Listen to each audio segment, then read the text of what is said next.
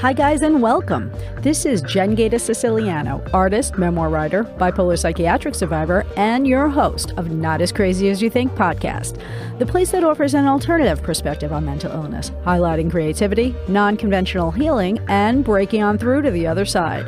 If you are ready for a new narrative on the mental realm that celebrates crazy and cool without penalty, then Not As Crazy As You Think is for you. Hello, this is Jen Gaeta Siciliano, your host of Not As Crazy As You Think podcast. Today, I am presenting to you all an incredible artist, and I'm very lucky to have him on board. He and I have worked together before many, many times, doing lots of fun things out there. People have probably seen it. I want to give a big opening to this incredible visionary. His name is Andy Golub. Pretty infamous artist in New York City. He's involved with a variety of things, but the thing that you probably most know him for is his body painting. So, Andy, thank you so much for joining the show. Thank you. So let's just start and give people your background, because you started as an artist a long time ago. But I think what's interesting to know is how you kind of stumbled into the whole body painting world and how you really took it on as being kind of like your stamp of recognition. So how did you get into art? When did you know that this was going to be what you pursued like full time? And how did it go from maybe painting, flat canvases or, 3D images or forms to the beautiful human body? I started doing art in middle school, and I had a good friend who had a comic book collection, and I was inclined to do drawings. Actually, it started in elementary school, and I joined the contest. It was a reading, like promoting people to read, and I went home, and my mom, she did the art for me, and I won the contest, but I didn't do the art. And then they brought me in, and they're like, "Did you do this art?" And she told me, she was like, "Just say yeah," and I did. And then, but somehow like that kind of, I don't know, I guess I wanted to do art at that point anyway. And then in middle school, I was drawing a lot of comic book stuff, and then after, I would draw pictures of my teachers as superheroes, but it wasn't really until high school that I really kind of my brain opened up, and I was doing really thoughtful art, and I was doing it all day long. And it was really difficult for me to sit in class and listen to people talk for 6 hours a day without having some kind of outlet. So the art was essential, and I built skills and I built a voice through that, and I was very self-inspired. Also, there was something funny about the art that I was doing. Not funny, but I was very much expressing myself. I would draw these faces, and these faces would be really exactly what I was feeling, even though I didn't really know what I was doing, other than just faces and eyes and mouths and stuff. And they were cool, but it was just interesting. And then I would try to draw an emotion, I would try to draw someone angry or scared, and it never looked like that. It only looked like it when I wasn't trying, when I was just doing it. College, most of college was like a train wreck, I think. I was, putting my art out there, and I really was very happy with my work, and I really found that I was really happy with my work, and I would send it to galleries, and I found that a lot of people were just not responding at all. And I was really surprised and confused. And I think I was pretty naive, just because I saw how much everybody loved Keith Haring, and I loved Keith Haring. And I was like, if they love Keith Haring so much, they're really going to find what I'm doing compelling. Right. And they didn't. And then I was like, maybe the reason they like Keith Haring is because he's famous, or maybe they don't even really understand Keith Haring, because they don't seem to understand me at all. And they sort of should. And so I was sort of confused about it, and as I said, I maybe pretty naive, really. And then while I was doing my process, developing, went through different stages and all, but I one time did this canvas that was all these interlocking faces, and on these interlocking faces, I spent 3 weeks on this one canvas. It wasn't that big, and then it was like the most popular thing that I had. Everybody like really loved it. And then for some reason, instead of doing more of it, I kind of went away from it. I was like, oh, if they love this, they're really going to love my stories and my characters. And I did all these other things, and they it was okay, but none of it was nearly as popular as the blue faces. And then one day I just thought about it. I was like, why am I going against the grain? Like, why don't I ride the grain, ride the tide, like there was something that connected. And so then I started doing more of the blue faces. And then it found that the blue faces seemed very similar, even though like they were different. If you really look at them, each face was different, and there was the way they were connected. It was like, but from a distance, when you would just look at it, it just looked like a very similar painting, because it was very monochrome, just like shades of blue, and it was very flat, on the surface. It wasn't using a lot of like depth and all. I mean, they were obviously cool, but anyway, so then I started somehow I decided to start painting objects. So I started painting shoes and hats and socks and tables and car doors and walls and just things of different shapes and rocks. And I found that when I was painting these different objects, that on one level I was trying to figure out how to get a face in there, but on another level, it was like I was actually interacting with the object. I was like, like pulling in its energy, whether it had a function or was just a shape like a rock. And then I did a mannequin. I did a couple mannequins, and then after I did a couple mannequins, I said I wanted to paint a person.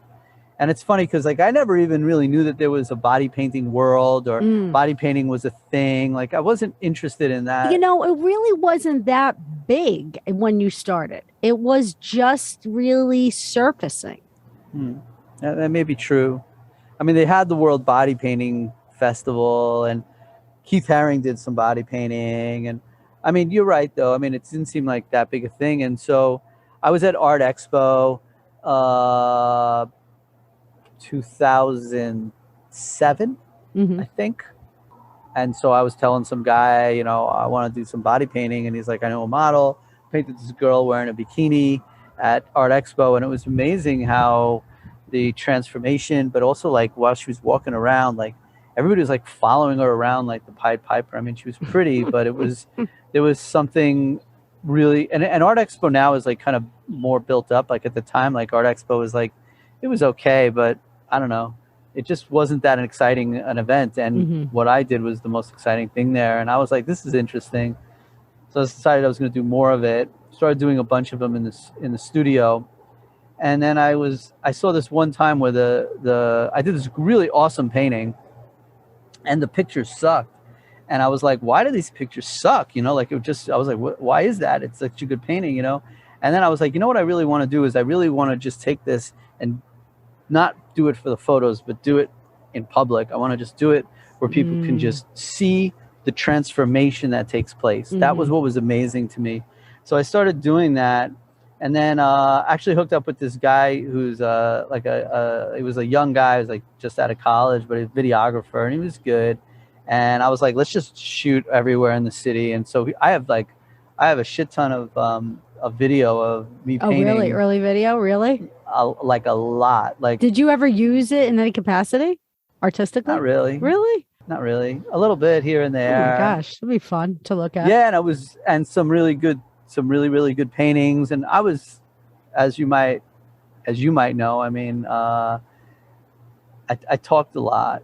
It was like I think there was like a frustration that like I never really was really able to get my artistic voice out, and it just really like the voice inside was so overwhelming that like when all of a sudden things started like opening up, because I guess I didn't say when I first started painting in the street, it was like everything immediately changed. I mean, everybody started treating me like with so much respect, and then before that there was this like not, and I don't know, I just it just felt like I hit a button in a way. Yeah. And then moving forward really, really fast, I would say that like it kept evolving, and it seemed amazing how it kept evolving and evolving and evolving, and it wasn't even like difficult. Like it just was naturally growing, and then it just became international, and it just became groups, and it just became like just all these different things. And so it seemed, in a sense, like it seemed very magical to have something in one hand be like so difficult, and then in another hand so easy. And I think looking back, it's hard to assess it without getting like overly spiritual or something, like fate or something.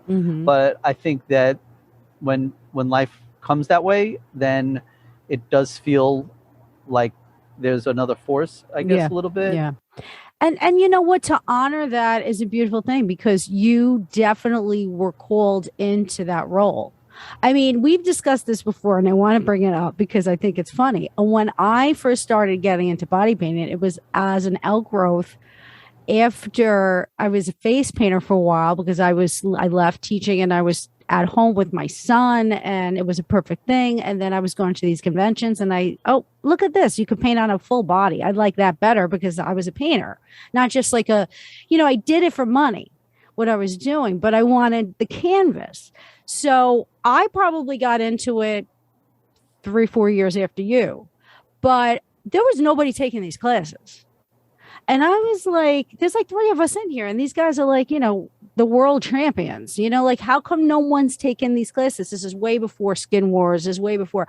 But what I did hear from my mother was like, why are you doing this? I can't believe it. And what I thought was so funny was that she started this is before I met you. She started pointing out that there was this guy in New York City who was getting in trouble for the same thing. And I was like, well, what are you talking about? And she's like, yeah, there's this guy, he's making everybody get nude in the middle of the city. And they're, look at this. This is what you're doing. I said, well, I don't make them take their underwear off. So like at the time it was all about thongs and pasties, So like, it was very funny to me because eventually I ended up meeting you, our paths crossed. I wanted to get involved with Body Painting Day. You had asked me to do a project with you before Body Painting Day. And then we had that conversation. So I just think you were meant to do it. You know what I mean? I know personally that a lot of the people who I was involved with were like from Florida and from all these different areas. Philly was a big center for body painting for a while. But the New York scene was really not much of anything until you started, I guess, putting your stamp on it. And then people knew New York City body painting to be involved with Andy Golub. So it was a bit of a meant to be thing. Yeah, maybe it's true. And it was like weird, as I say, like how certain things just weren't working and then other things were. But I guess that the thing that I found so compelling about it personally was that when I was in high school, I was saying that I would do these drawings, and how without thinking about it, the drawings would really accurately express like how I was feeling. And I found that when I was body painting, the pieces all were collaborations with the model. And that, not to say that the models were participating in making of the art at all. They were muses, really. They were just being themselves. And I was reading their energy, and it was what was amazing about it is that when you meet people, some people you say, oh, that's a really nice guy, or that person seems a little shy, or I don't like that guy. And then when I would body paint them, I would feel an energy from them that would very often be very, very different than whatever I was thinking that their energy was. So there was like almost like when I start to paint, there's like something in my brain like that, like a portal of sort that opens up, and then I'm able to sort of see things in a more intuitive way or whatever. And the fact that I was going through that process with another person who was basically just available to me, they were just going to stand there.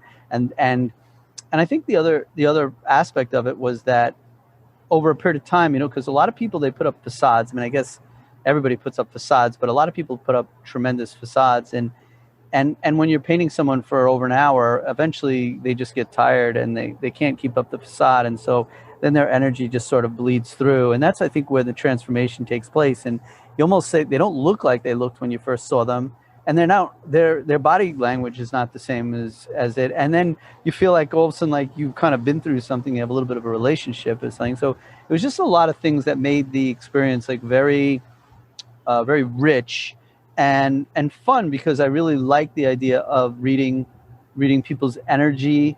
And these were people that were willing to get, you know, like just naked and trusting me that I wasn't gonna like whatever, like have like pervy thoughts or whatever. Like they just sort of trusted me because of my art, and then just put themselves there.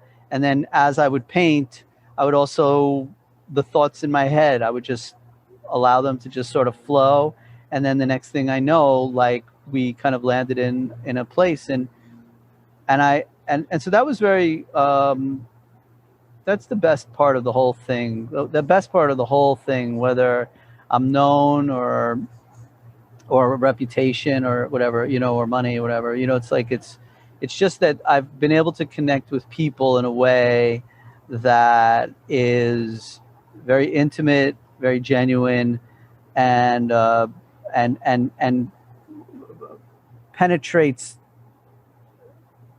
all these layers of bullshit that we're constantly bombarded with, all these things that separate us and that keep us all in our own little, everyone's in their own bubble, even though they appear to be in groups.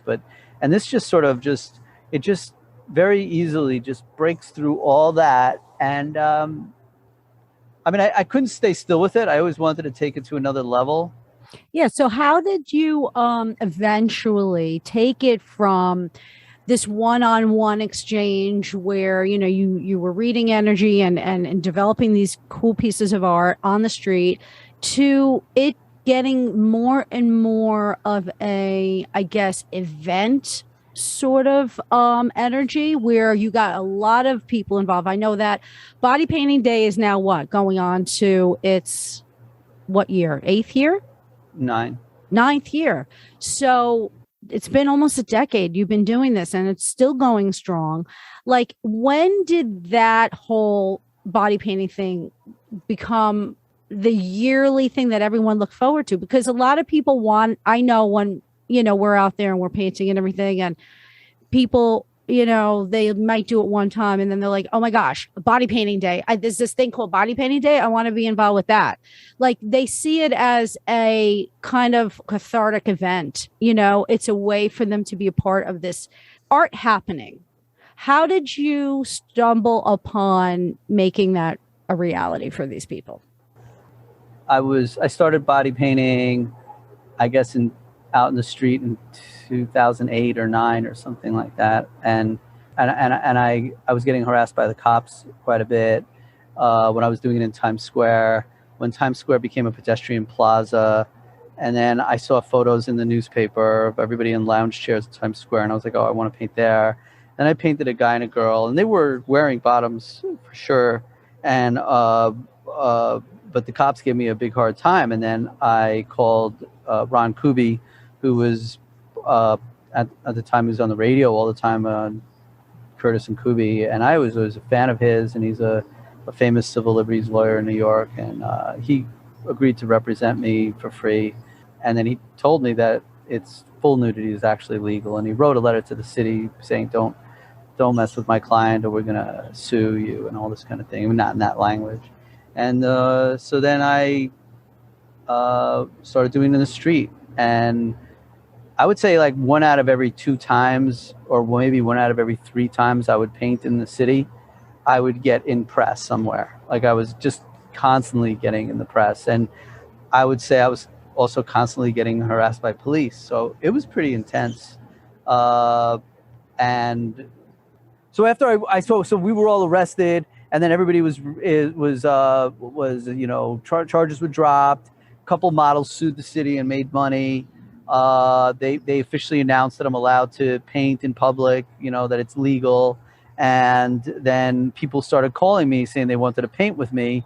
And then I was like, well, let me just make an event out of it, you know, make body painting event out of it. And then the first year it was just New York, and that was 2014, I think. And then I think the second year I just started calling up European cities because I don't know, I'd heard that their nudity laws are easier, and nobody, the only ones that would do it was Amsterdam. Amsterdam was like, okay, but you have to do it at this place, and I'm like, well, I don't even know what this place is, so I'll do it there. Sure. And so it became pretty good pretty quickly, and ended up doing 3 of them in Amsterdam, 3 of them in San Francisco. This year is 9 in New York. I did 1 in Berlin, 1 in Brussels, and 1 in Zurich. Wow. Now, what's the top amount of people that, say, models and artists that were involved with any given body painting day anywhere? It would be 2015, believe it or not, at Dag Hammarskjöld.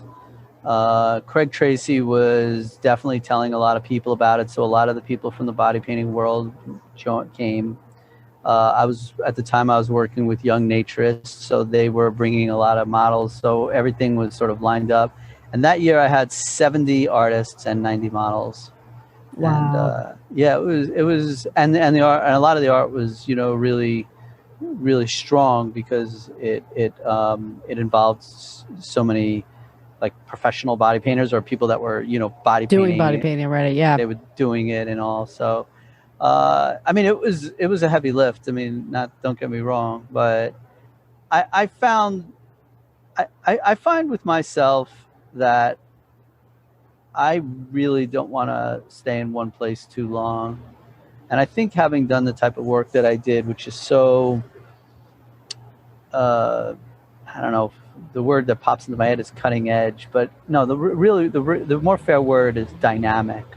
That if you're doing work that's very dynamic, it's very challenging, because how do you keep that same level of like, wow, that same level of power, because you really, it grows and grows and grows, but then at some point it didn't grow as much after a certain point. Like it was still good experiences, but I was like not as satisfied with it. You know what I mean? Like it was having large groups of people, getting painted was like, I wanted something more. And so I started doing different events like the Protest Against Divisiveness. Mm-hmm. And we did Chalk Art Day, which you were there for that. Mm-hmm. And obviously, now I'm doing the Naked Theater, but that was a lot later. And I kind of felt like I wanted to take the same level of impact that the body painting had, and I wanted to sort of apply it to different things so that it could continue to grow.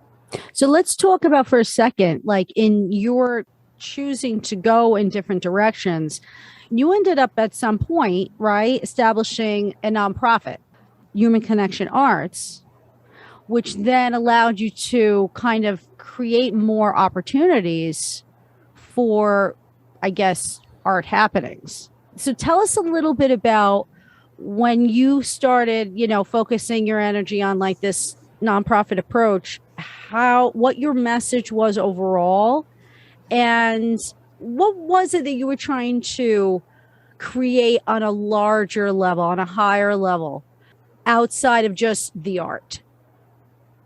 Well, I mean, I would say that as I was doing a lot of the body painting in Times Square, and I was definitely making, a good name for myself,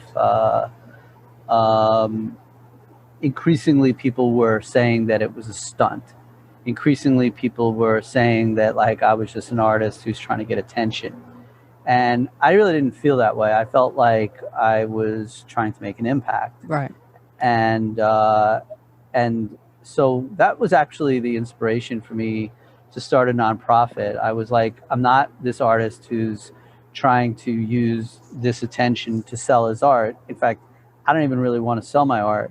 I really want to make art to share with people, and I consider myself the alternative to the idea of selling art that hangs in someone's living room. And I prefer to actually give the art away for free through public performance art, and then ask people who appreciate it to just basically donate money, and Right. that's what I've been doing.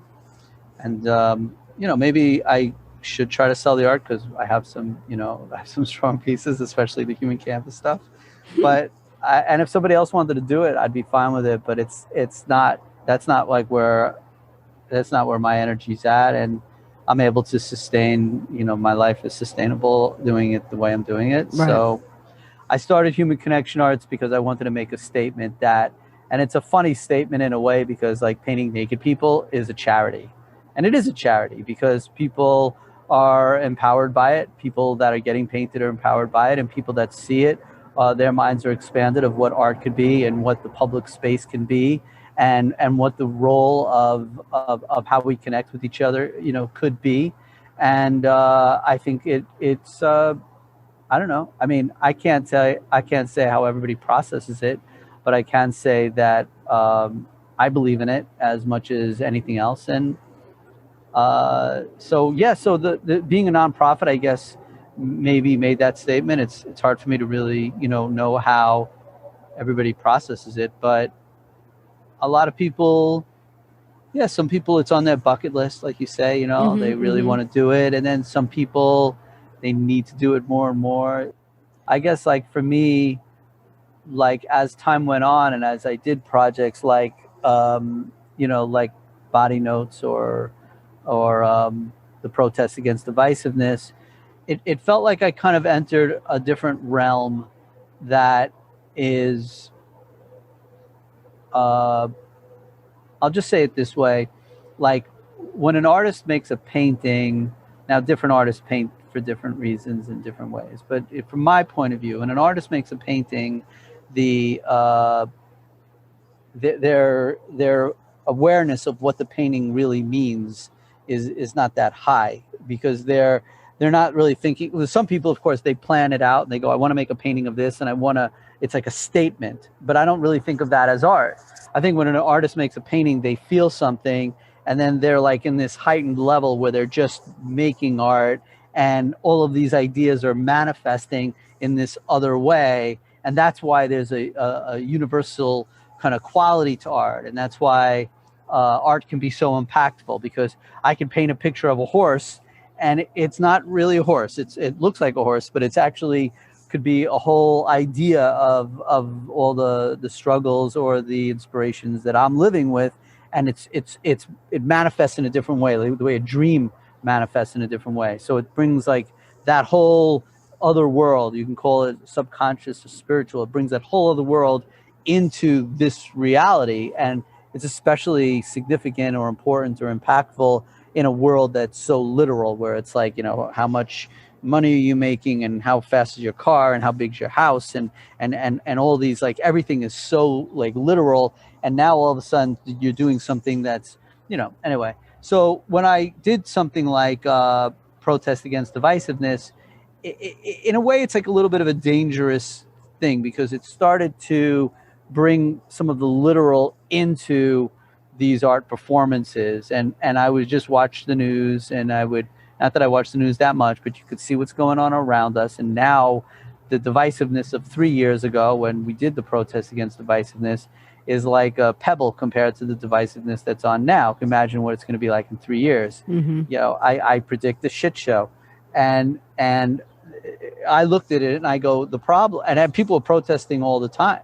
Everybody's out protesting all the time. And I thought it was clever to basically say, I want to protest divisiveness, which is an oxymoron, or a contradiction, because you can't protest divisiveness. You're protesting what someone, it's like, and I would say to people, I'd say, it's really not a protest. It's really a call for unity. And some people got it and some people didn't. And some people actually were mad as hell at me. But I guess the point is really that once you enter the realm of being more literal, once you enter the realm of really trying to actually not only make an impact, but in your mind you have an idea of what that impact is, then that became more difficult for me, because then I would feel disappointment if people weren't feeling or thinking what I kind of expected, or now I had expectations. Right. And when I was just painting, like when I was just painting, people sometimes would come over and be aggressive, and I never minded it. I was like, when this person's aggressive, that's just their way of processing this. They obviously have some kind of inner battle going on, and power to them. And I just sort of like, I was happy that I kind of brought that to the surface, but it wasn't like I was pretending to know what's best for anybody. So I just was painting. Right. But with Protest Against Divisiveness, it was definitely some of my own ideas that I was imposing. And I don't know that my ideas were not really well received. They may have been well received, but from my point of view, the process of it was more frustration, because I felt like, how could you not see how how divisiveness is taking all our power away? And I can go on and on about it, and how the political system is built in a way to create all these wedge issues that basically put us against each other. And I think about that stuff like all the time. Like it's like I'm just going to throw it out, and I'm not going to dwell on it because I don't care. I mean, it's, unless you want to, but like, it's very peculiar how Roe v. Wade was changed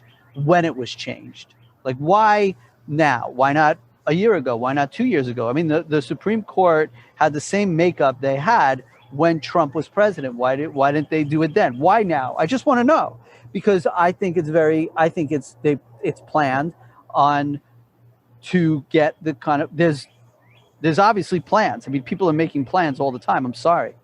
Anyway, so I'm just saying is that, to me, I'm dedicated personally to a life of love. And what's ironic, Jen, is that when I say I'm dedicated to a life of love, I'm not saying that in a particularly loving way, I don't think. Like, I'm saying that in more of I don't know how I seem, but I say I feel frustrated more. So I'm like, God, will you just love over, and it's like, well, that's a weird thing. Well, there's passion behind it. You definitely have. You've said this before, where, that is your overriding message, like it's about community, and it's about getting people together in the name of love. You know what I mean? Like, how do we connect over how we are separated? We have probably a lot more in common than we do differences.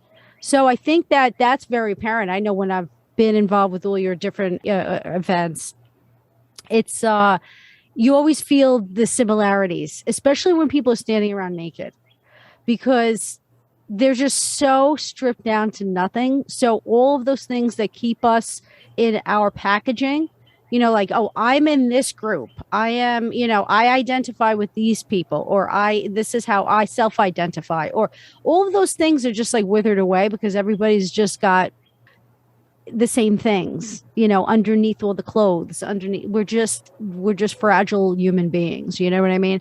So I think that you have pushed the envelope in so many ways that most artists, I don't think, do. I see a lot of artists just looking at art forms as, mediums. You know what I mean? Okay, here's my canvas, and I'm applying something to it, but it's not thought through in terms of like, what's the impact I can actually make with this? And that's something that I always was driven by as well, being involved with your group and stuff.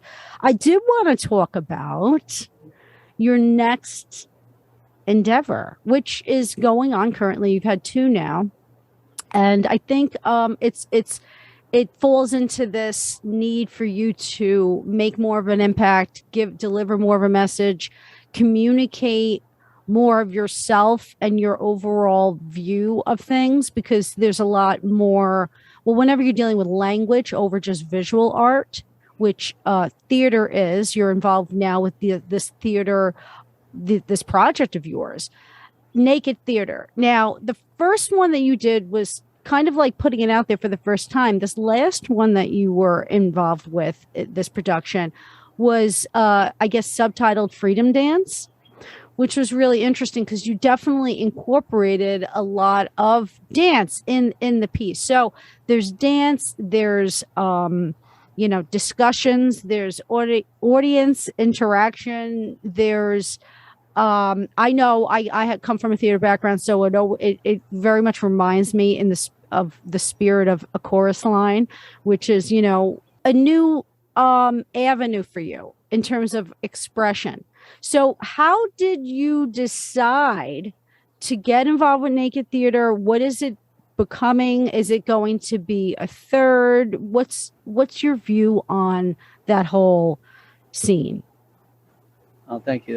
Hey, look, I mean, theater might be the thing that really, opens up a new pathway. It definitely is something that I feel very engaged with, and my favorite part of it is the writing, and I feel like I could, really, I guess because of all of the body painting and the groups and Body Painting Day and all, I've sort of have a real good relationship and understanding of how people process nudity and all of the things that are involved in it. So I think that the way it's sort of developed is it's not a play about nudity.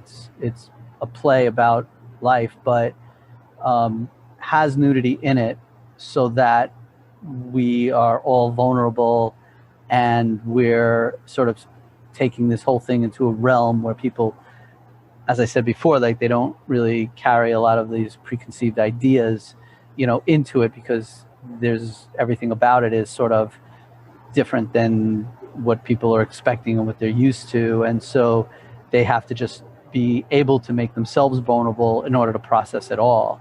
And so I think that's a lot of fun.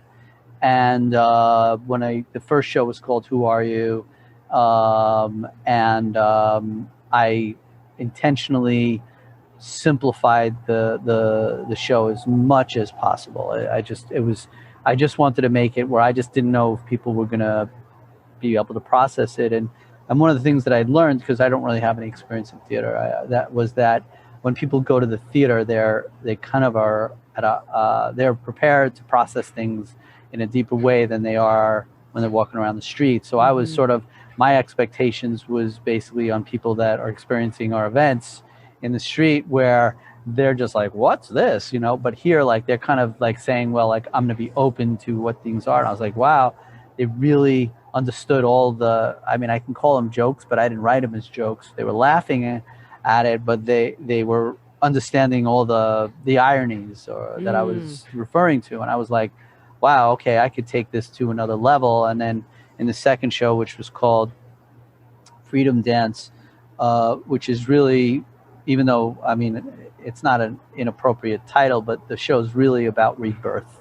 I mean, the whole show is about rebirth. And it's also a show about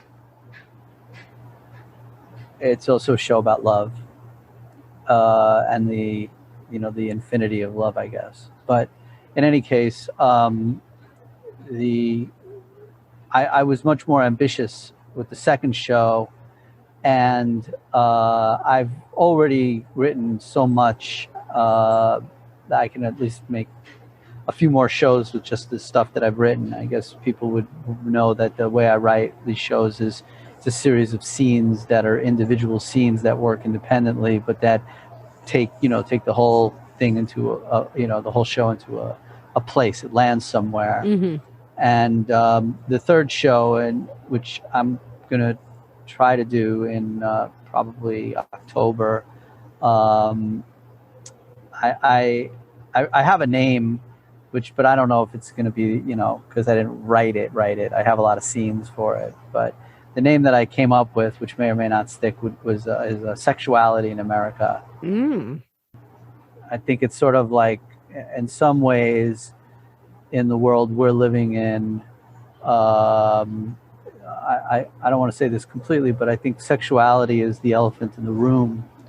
And I think maybe even more than sexuality being the elephant in the room is the environment of where girls sort of just have to, or women or females, whatever, they have to just tolerate,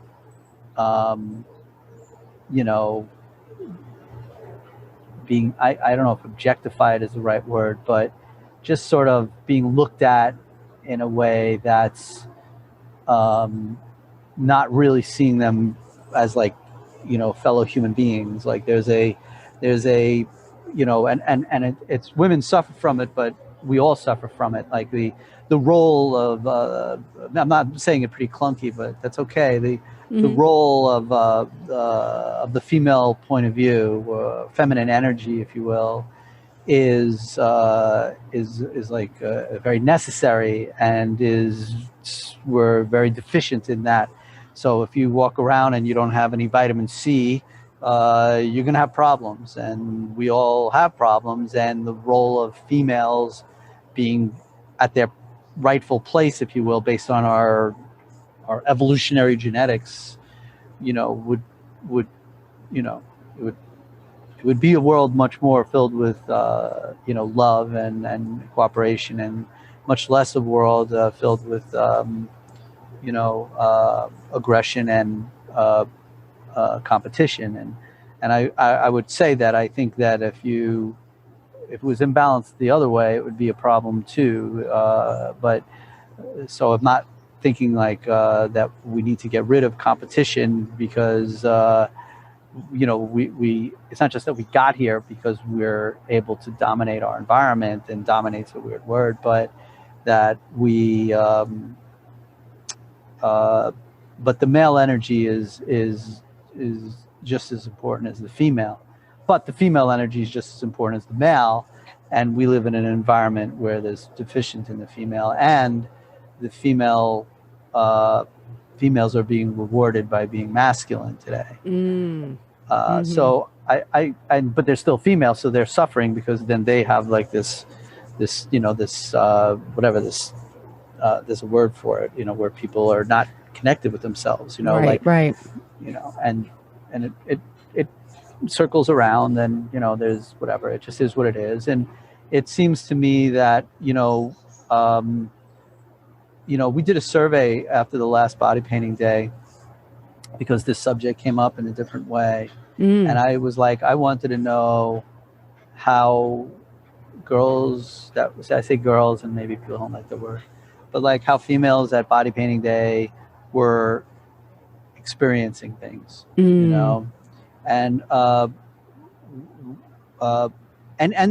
reports were like, like basically like 100% positive, to be honest. That's good. Yeah. Were the surveys just given to females? No, it was given across the whole thing, but there was no negatives, and the only negative was one person was on the van, and she wanted to be more with the group, but it was like that wasn't a negative experience, right? But I've had like we had an experience where there was at the Halloween parade, where there was actually a guy and they were actually a couple, and they were misbehaving, and I brought it up to one of the models, and because I found out, and she never brought it up to me, and she'd been in my events quite a bit, and she told me that she didn't want to bring it up to me because she didn't want to ruin my event. And that was like that's upsetting to me, because like she doesn't know that she is the event, that if she has a bad experience, it's a bad event, even if nobody knows about it and it has a good picture, but that's not a successful event. I'm not doing it to look like we're empowering. I'm doing it to empower. Right. So if someone's having the opposite experience, not only do I want to know about it, but I want to address it. Yeah. And the next time, I don't know. So I think that it's like, I think that, you're taking on a lot, you being me, taking on a lot. And I think in some ways, theater is a great way to actually address concepts. Yeah. And I think when you're doing live public body painting, you just simply, if you're focused on, when you're doing art, here's the concept, Jen. people say, I just want to make the world a better place. I don't really know what the hell that is. I mean, I don't know what better place is, what's a better place. And I don't know that I could do something to make it a better place. I mean, if you save someone's life, you say that's better. But then if that guy is really hurtful to people, well, then I guess that's worse. I mean, it's sort of like, and as a human being, as this little person, you know, how much responsibility do we have over the world, you know?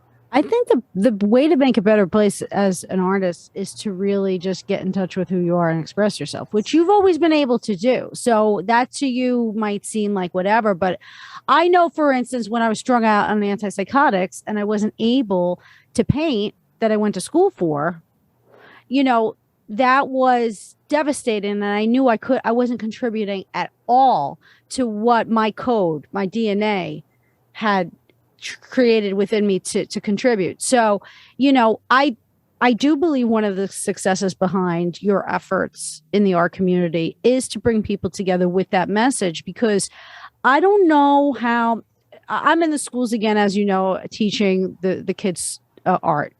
And I can't believe that the kids don't even know how to use glue sticks. You know what I mean? Like, and I say to the teachers, what's going on? They're like, well, there's no art anymore. And we don't do that in school. We're always doing reading and writing and math. But why is that our goals in schools to make a better world of our future kids, just making sure that they're not having any kind of exposure to a variety of different ways that they can express themselves, right? If you show the kids a variety of different ways they can express themselves, and some of them have talents in these areas and they go at it and they're able to live their best lives. And that's, I believe, maybe I'm naive as all hell, but I believe that if everybody has their full potential and their full capabilities and all the resources there, this world would be a much better place. And even if it's just an idea, even if it's always, you know what, it always comes down to the concepts, right? We're almost losing democracy because everybody's not believing in democracy anymore. So like the idea that we can make a better place with just expressing ourselves is real when it comes to these events, because when I'm talking to people about it, that's all they want to say. They're always saying that. They're like, oh my God, you know, and just being a model. They're so happy that I'm able to express myself through on their skin. You know what I mean? They feel like there's an ownership. There's a partnership there. So we are empowering everybody to give a message. And to me, if I am maybe it's just because I'm an artist and I see things in color, and I'm always triggered positively by just like lots of color. When we do a parade down the street and there's tons of color coming your way and we would go down the streets, I just would take one picture after another of so many smiles in New York City. And it's really hard to get people to break through that and like out of their world, out of their phones, and to look up and to see their smiles like lit across their faces. It was such a thrill because I was just like, you know what? Like, isn't this is how you spread it? This is how you spread the idea that these things matter. And I think in our world, art, sadly, and that goes for arts across the board, they're secondary because maybe they're not making, you know, it's not about a money thing. It's about a love thing. It's about a passion thing. So people always like take a step back. But if you can get it in their face and then suddenly they have to contend with it and make an opinion about it, usually that opinion is so positive because they realize it's something primal within us, you know, to try to communicate. I mean, you see these cave paintings on the walls of, you know, thousands and hundreds of thousands of years ago. It's in our blood, you know, it's in our DNA, this stuff, and it can't be lost. So I believe that you are making a big difference. I think and I love the art community, but I believe in my personal opinion, especially in Westchester, the artists aren't necessarily looking for a big community push. It's a very artists tend to be loners, you know. So to create their art on their own and to just put it somewhere and they're happy and that's that. But if you really push it out there on that level, I think changes can be made. And even if it just begins with the conversation, a one-on-one conversation while you're painting someone. Well, Jen, I mean, I think that was very beautifully said. And I couldn't have said it better. And I understand. And I guess, like, for me personally, as an artist, my art is better when it comes from a place of frustration. And when I feel frustrated, I embrace that. Mm-hmm. I don't feel like a lot of people, they say, well, this is not a good feeling. I want to feel, happy. So you could feel happy. You just look at the things that are happy, but it's like, yeah, but then you think doctors are losers because, they're like, everybody's sick. Well, yeah, because you're trying to make them better. So it's heavy, And so I think that, art has the ability to deal with heaviness, and I'm not saying it should. And I'll even say on a side note that that one of the things that was so wonderful about body painting for me was that I would paint regardless of what mood I'm in.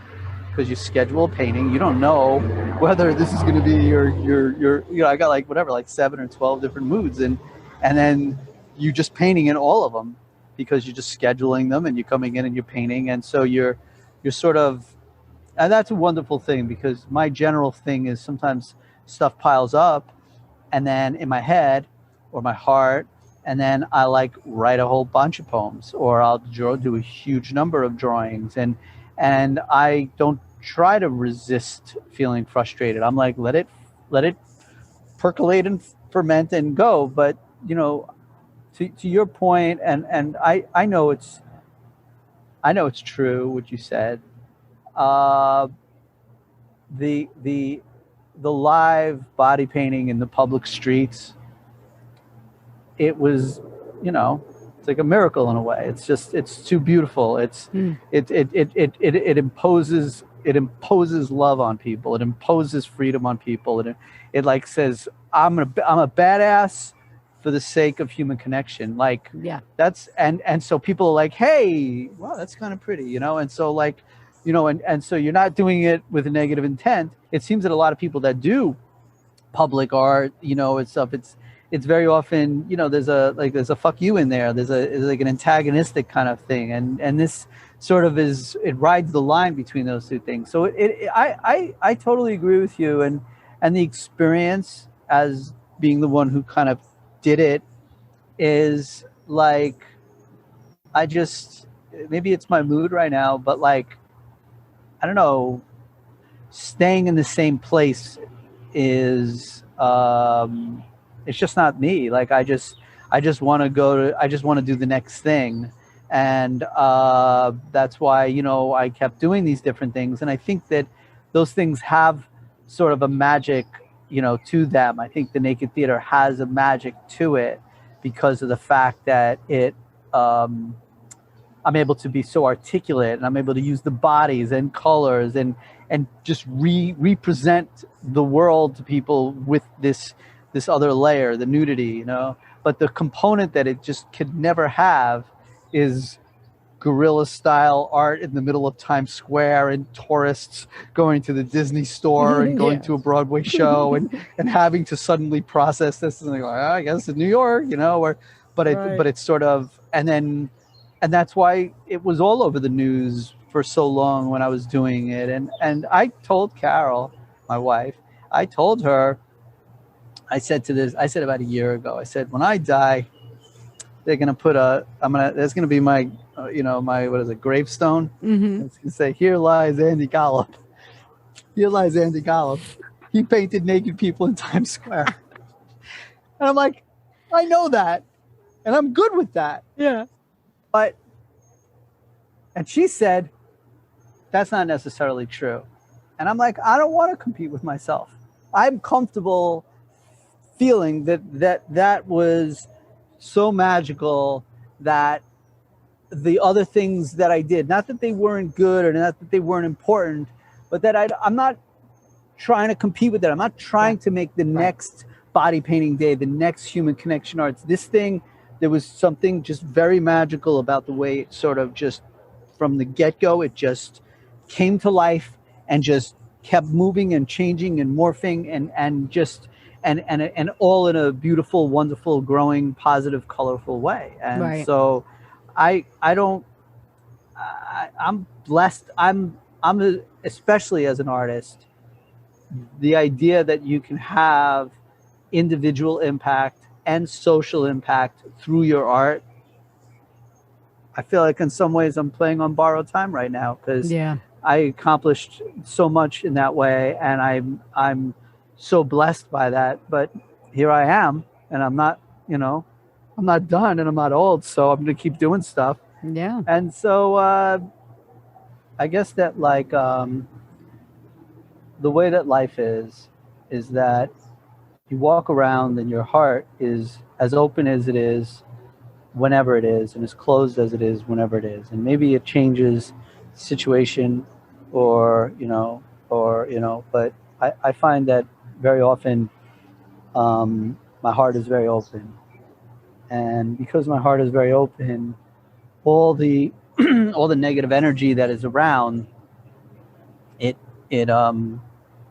really affects me. And somebody could say, well, then close your heart. And I say, but I don't want to close my heart. Right. And so the question is, how strong am I to be able to absorb negative energy in order to basically to be able to connect with people and to see people and to have, to emit love. And that means that sometimes, you might walk around and be negative yourself and have all that. And so it's a difficult, it's a difficult environment that we're in, because it's filled with so much angst and aggression, and and there's a lot to contend with. Not just the world. I mean, there's things like like war and what are those things called, like like COVID, it's called we have war, pandemics, and other things, and shootings and all. But that's not even like the thing that really gets me down. Right. It's all the fear and the hatred and the intolerance, and those are the things that are the human things, because those are people that I actually do connect to. Mm-hmm. And and so sometimes I go through periods of time, and I'm not trying to get all shrinky here, I promise, where it might be a little much for me. And then I either retreat, or I stand up for myself a little stronger, or I talk to people that I think are strong in their own right, and I sort of try to encourage them to lift me up. Mm-hmm, mm-hmm. And maybe when I do so, they just think, oh, Andy's down. But it's not really like that. It's really more like a determination to continue, not the fight, but continue the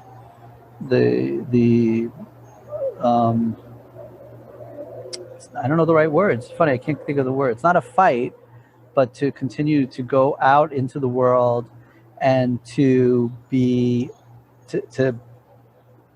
fight for love. It's a weird thing, because fighting seems like you're trying to destroy somebody else, but I think it's really more just being able to sort of take all of your energy and compact it here, and then sort of shoot it out. Yes.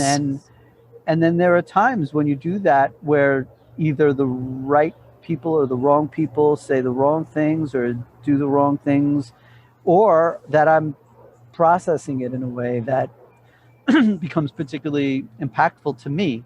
Mm-hmm. Which maybe I'm giving people more power than I'm giving this guy more power than that person, like, I don't know. But, if some days I wake up and I feel, some days I wake up and I feel powerless, and some days I wake up and I feel like completely powerful. Yeah. And it seems to be like a cycle. Like it seems to just sort of like a wave. Like it seems to just keep going. And so I don't know. Maybe I don't want to go too long on it, but I just would say that I do believe very, very deeply, that I'm as blessed as I, really could ever ask to be. And because of the fact that I either stumbled on, or it was fate to end up having this thing to sort of take hold. And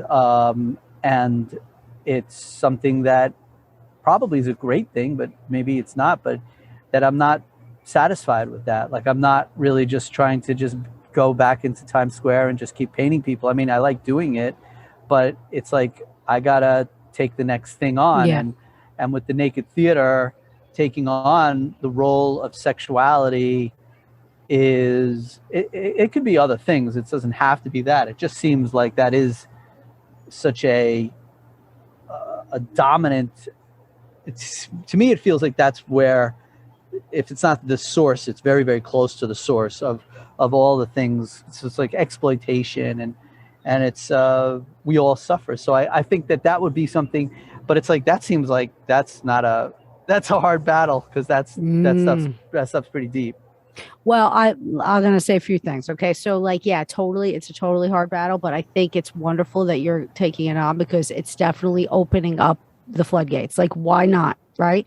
It's something that's going to be provocative, and that's your job as the artist. You don't need to worry about reactions. You need to just be able to express it and bring to light what the story that you want to show, which I know that you'll do a great job at, because you have integrity in that way.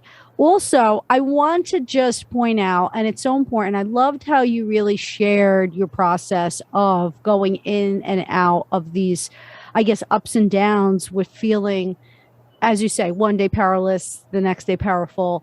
That to me means that you're still in the zone of committing to being your best creator self, because that's what the artist personality is. And if we block that, or if we say, well, no, I did that COVID Nation thing, which I'm very happy it's like showing right now in a health center and everything.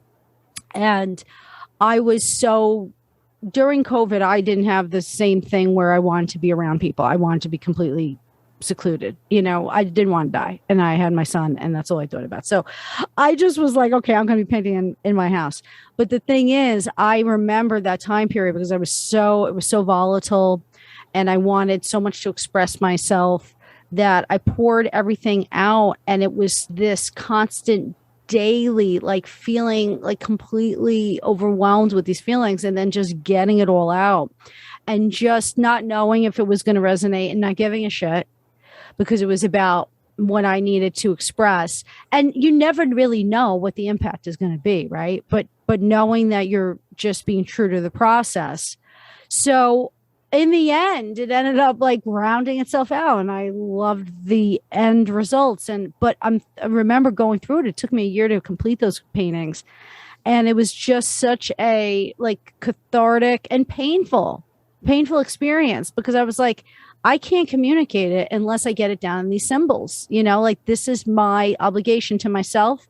If no one sees it, fine, but I have to do it for myself. So the fact that you've always committed to the journey, not knowing what was going to be on the other side, not knowing necessarily if people were going to take to it. That's why it felt like such a miracle, because all these people being so positive in the reception of it. I don't even know if that was something in your imagination at first, like, yes, you wanted to make an impact, but you just really were, I feel like, propelled to just commit to the process wherever that took you.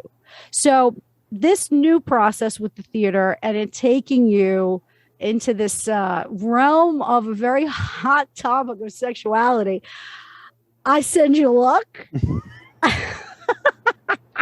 I think it's going to be great to see. I'm going to be enjoying being an audience member in this. But don't let it stop you, any kind of negativity along the way, because again, and don't, I want to say this for all artists, personality types who are out there, labeled or non-labeled, because a lot of us get labeled for these artistic, I guess, like this angst sometimes we have, because it is so important for us to make sure that we can communicate somehow. We have the ability to communicate in ways that others don't, right? Visually. I mean, a lot of people see things and they're like, oh, wow, that's so great. But when we're out there painting and people are like, oh my God, like, I can't believe you're doing that. Like they're just so not able to do it. And it's a reminder to be humble, right? Because, wow, we have that gift to always and to make sure that we continue to use it in some capacity.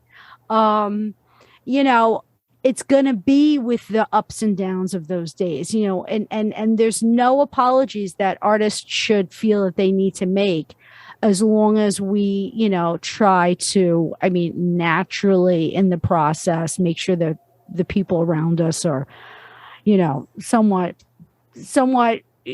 taken care of, and I believe that you do that. So I'm very pleased that you're continuing down your path and continuing to push the envelope. That was also very, very nice, Jen. And I appreciate it, and it means a lot to me. Well, I think that you are a sensational artist, and you're out there and you're continuing doing your thing. And I'm very, very appreciative of the work that you do to try to make a difference in the community in New York City and beyond. So tell us, when is the next thing on the agenda? There's a body painting day coming around, right? Yeah, July 24th at Union Square North, which is at 17th Street. At Union Square, and we're going to have about 40 artists and 50 models, 50 nude male and female models of all shapes and sizes, and getting painted in full public view for 4 hours. And after that event, we're not doing a march this year. We're going to have our first Circle of Hope, where we're going to get up to 1,000 people all to hold hands, share some of their ideas about what they hope for, also to listen to some music and watch some dance performances from the Naked Theater. And so that July 24th is that event, and it's I'm very excited about that. And then after that, it's going to be just then it's pretty chill for the rest of the summer, and then I'm going to be planning for. Stay tuned for the next Naked Theater, which should be likely in October. Awesome. Now, what those the location you gave and the times, so that people know when to come around and watch for you guys. Well, the painting is from noon to 4, and the Circle of Hope is from 4:30 to 5. And then we're going to take a bus ride, and we'll have a party after. But the other thing is that if there are artists that are interested in joining, there is still some room. I mean, obviously time's tight, but there is some room for artists if they wanted to join. Awesome. Now, how can people view your work, learn about Human Connection Arts? What is the website? humanconnectionarts.org. So it's human connection and arts is plural, .org. And then my work is my website is Andy Golub, GOLUB.com. And if you Google my name, then you can not only see tons of my images, but it's not hard to find the story about all the arrests and the painting in Times Square and the human canvas paintings and all these really, dynamic and fun projects. Yeah, some fabulous human canvas paintings. Now, how can they follow you on social media? It's on Instagram, it's Connection Arts, and Instagram, it's Andy Golub, and I think on Facebook, it's Human Connection Arts, and it's Andy Golub. There's 2 Andy Golubs there. Okay. All right. So people check him out and follow us to the Body Painting Day event, because I'll be involved too. I'm looking forward to it. Last thing we did was Pride Fest. Andy's nonprofit was there doing its thing and making its mark and having a very positive presence. I felt that people appreciated you that day. So Thank you, Jen. it was good to be present. It was nice to see you. Andy, thank you. It was great talking to you. And I can't wait for Body Painting Day. Talk to you soon, Jen. Okay. Thanks for listening to Not As Crazy As You Think, and don't forget to subscribe to my YouTube channel. And remember, mental health is attainable for anyone, especially those labeled with mental illness. Until next time, peace out.